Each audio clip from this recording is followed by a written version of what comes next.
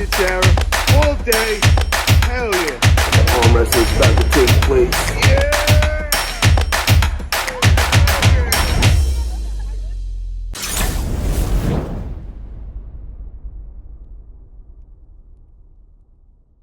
March 19th, going down into Monster Factory. 5 p.m. Central Time is going to start the undercard. We got a bunch of great matches set up. And then at 7 p.m. Central Time, we have the pay-per-view event, which we all know that Don Underwood is part of. So before we get into your actual match, I just wanted to touch on the other two big matches they got lined up. We got Ron Bath and legend Ron Bath, and he will be pulling Paul Linn, right hand, best of 5. Just kind of want to get your predictions on that. That's interesting. Ron is a crafty old dog, and in this sport we can go a long way. And I still think he's got a lot of life left in him. He looked real good at the Core Sport pay-per-view recently. Paul Linn is just a supreme athlete, put on a good show with John.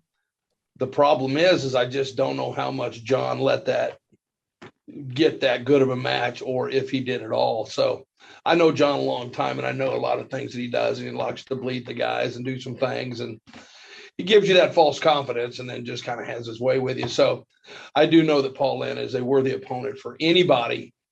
Ron is just a very, very talented man. So if Ron is injury-free, I think we're going to see him on top of that one. But I think that, Paul Linn could sneak in and surprise a lot of people and make a liar out of me. So it'll be a fun match to watch. I'm definitely looking forward to the outcome of that one. And you have experience pulling Ron.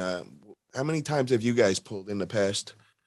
Not too many. Goofed off after a tournament or two, and then had a super match with him and learned everything that I needed to know. I know where Ron's vulnerable. I know where he's not. He's got a ton of stamina. You can get in his head real quick if you're smart enough. But Ron is very good about trying to control the match with what I call whining, and good for you, Ron. I mean, do what you need to do. Distract your opponent, try to get them to focus on what's going on and whether it's happening or not. Anytime you can make an arm wrestler think outside of what he's doing, you're going to distract him. And I'm undistractable. I'm more of a distraction myself than anybody, but Ron was really good at that. So I think I was just about to say that, Don. When I see you, I see you as the man getting everybody stirred up and getting wild out there. Well, if I can get one of my best friends at Stephen Green to try to kick my ass at a tournament, then yeah, I'm pretty good at getting in your head. And if you allow me to, I will rule your world. So, I want to bring the best out of people, and I have the most fun when I can talk shit, and that kind of comes down to this match. I mean, where I'm probably going against one of the most gentle, humble, amazing human beings in this sport, and an absolute monster. Dude is just a beast. Yeah. So what we're talking about is Don Underwood is going to be pulling BJ Fakakis on Saturday, right hand. And we all know BJ is an absolute beast. We were just over in Washington State Championships, and actually, Don, you were the MC and all. And BJ had his big match with Devin Mackin, which he got the win that day. Very impressive performance. And also got to say, Don, what an impressive performance by you on the MC, brother. That was pretty amazing. Really, your character came out. You kept everything energized, and a lot of fun at that tournament, brother. Yeah, it really makes a difference. Being able to communicate with the crowd and keep the crowd, just attention, or, just saying something off the wall. Have you noticed? I mean, I'm not really your typical MC. I mean, I'm going to joke around and pick people out of the crowd, and somebody will say something silly or noises, and I'll putting people on the spot. Got me a couple times there, bro. Yeah. You had me dying that whole time, bro.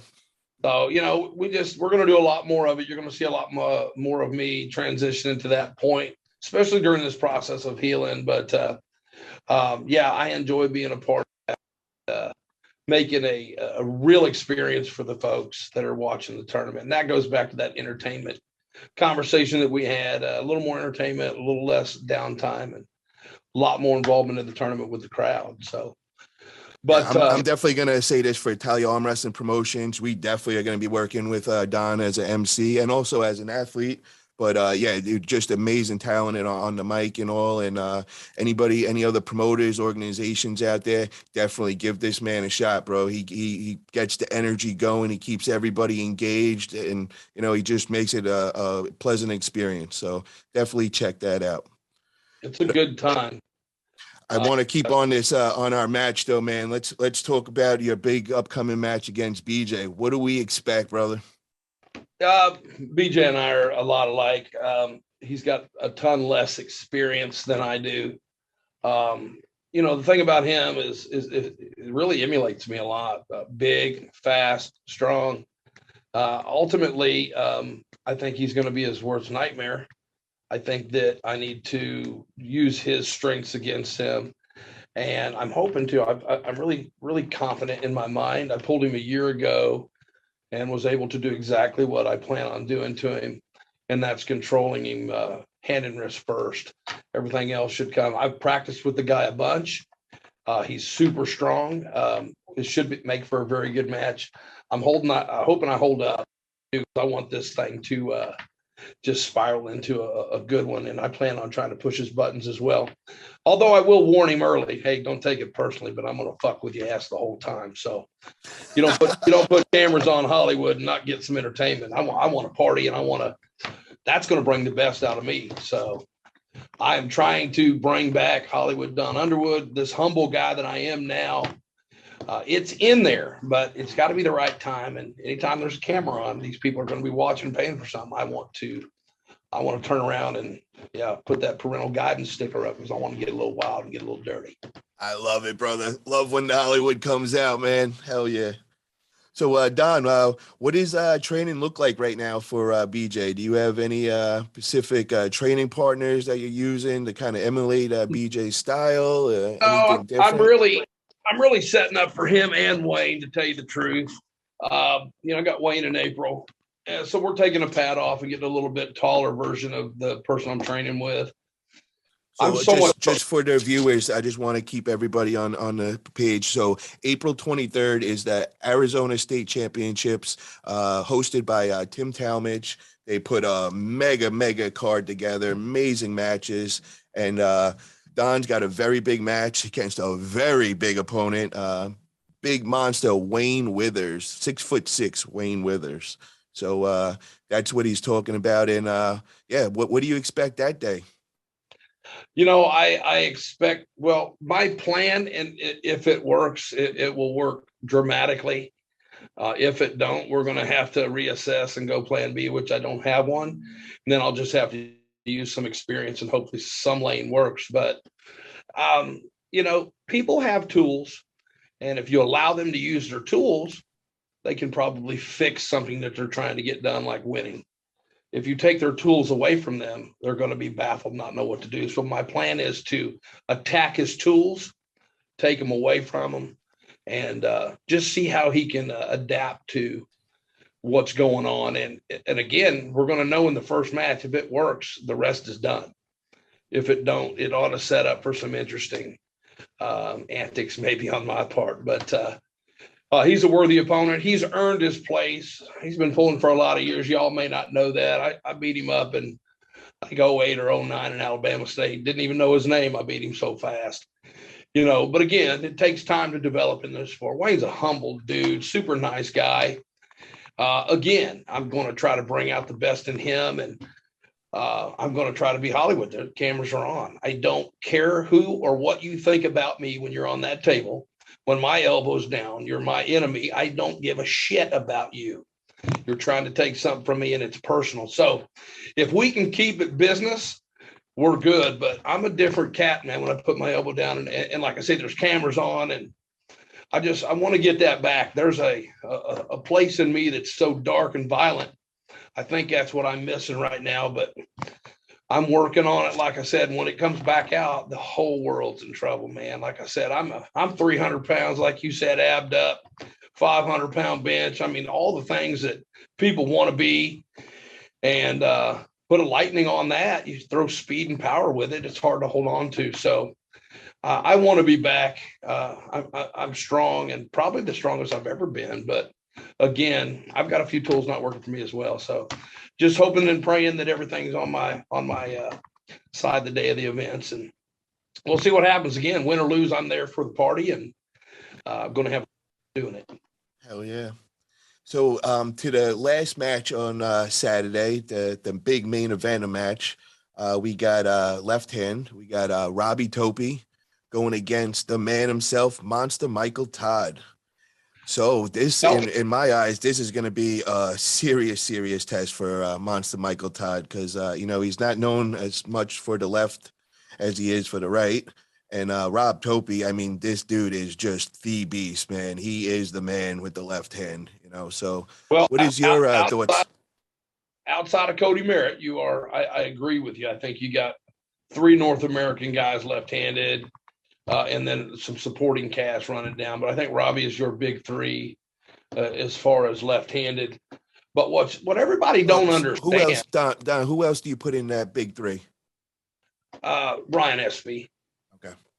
Yeah, Ryan, Cody, and Toppie, I think, are your big 3. Devin, of course, but that's, that's just typical. I'm going to jump off the bandwagon and say that he'd have trouble with all 3 of those guys. But, you've got a supporting cast of other really good guys and up-and-comers. But I think those are the big 3. Now, what people don't understand is that Michael Todd is as good, if not better, left-handed. He's got an enormous press, maybe the fastest press I've ever seen in my life. He can pull from any position. I was side by side with him when he ripped his whole arm to pieces when he was pulling Bartolota in London. I was his corner man. I threw up in my mouth when it happened. I felt awful. This guy was literally toying with Wagner Bortolato. And if you know Wagner, he is arguably one of the top 3 or 4 guys left-handed in the world, and Michael was just piecing this guy together. It was nothing to it. So if Michael wants to develop, I think his left is better than his right. But I think you're going to find out that it's going to come down to stamina, and Robbie's not going to outwork Mike. It should be interesting. I'm actually going to go with Michael on this one. I think Mike's going to take him on some different techniques that Robbie's not going to be prepared for. Wow. Okay. So I am very interested in this match. I don't know where it's going to go. Like I said, I don't really know how Monster Michael Todd is left hand. I did see him. I believe we were together at TAL 3. I think he did win left hand, right? He won left hand that day. Robbie did not win. If that's no. Michael Todd, I think, won left hand, didn't he? I don't even remember. I was in such pain that day. It was ridiculous. I couldn't tell you. I don't know if he pulled left-handed. He might have. So I think I kind of remember that. I got to double check. Well, I know that Corey pulled left-handed, pulled chafing towards bicep. I don't think Mike pulled left-handed. He might have. Like I said, you'd have to check the card on that. But nonetheless, Mike can be great left-handed. It ultimately comes down to the on the ready go, where whoever gets position. If Mike gets behind it, he's going to be tough to beat, man. Robbie, if he comes in, I don't know how to say it other than geared up. I mean, he's going to be a horse to handle. I mean, I think I might have heard that he's coming in a little less in weight. I think he's coming more leaned out, something like 250, 260 or something, rather than the 270, 280 goes around. Well, it's going to be interesting. Robbie is one of the horsemen, as we call him. Luke Kent and him used to kick it a lot and had so much fun. I love Michael. He's my brother, and I want to see a match. I think stylistically that Michael Todd has more tools than Robbie does. So I think he's got a hook, a top roll, a press, and he can get to it, and it's some enormous side pressure. So it's going to be fun. I don't think it'll be one-sided, but I think it may be the match of the day.